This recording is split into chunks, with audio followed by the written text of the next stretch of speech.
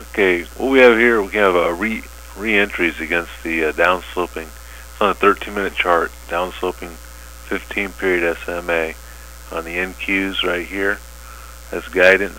Of course, we're going to use these along with the shorter time frames. But this has been our guide today, all day on the NASDAQs and along with the S&Ps. Had a gap down this morning and we slide to the right. This lined up with some other stuff on the 5-minute and 2-minute charts. So a lot came together.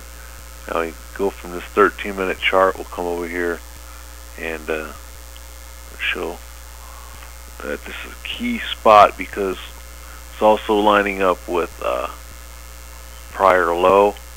Right in here, prior low area just above, and when we broke this spot here this morning at 24, it really got hit hard.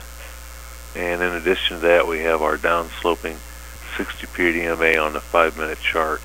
So all this coming together here for, and we're stalling out against this in here. So again, for a re-entry, coming off a double bottom, low 1, 2, 3 bottom, we've come up, and this is where we're at. We're at a key spot on a 13-minute basis, 5-minute basis, and a stall out on a 2-minute basis. So it's a spot to, if you are long from the double bottom, you'd be scaling out into this resistance. If we're just looking to initiate a new position, trends are down, and this is where we want to be.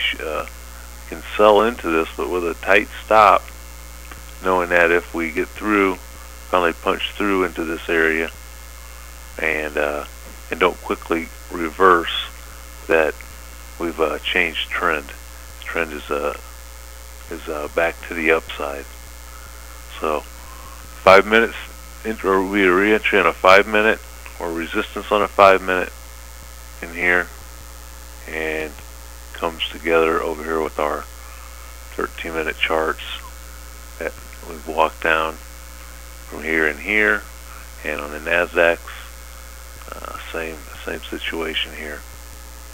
Okay, so we have a pullback to dynamic resistance on a 13-minute chart, 5 and 2-minute charts. Okay, now a little bit of a follow-up, our re-entry up here. Where to take profits, we'll be watching the tick extreme, and then the last trap on NASDAQ will be here around 45, and we'd also look for this area, right? This area from the bottom, this would be the bottom side, to the right in here on the top side for scalping out. I'll go over back to the 13-minute chart to show again, demonstrate again another pop on a 13-minute chart. On a 13-minute chart, S&Ps, 13-minute chart on the NASDAQs, and then we can go back to fine-tune.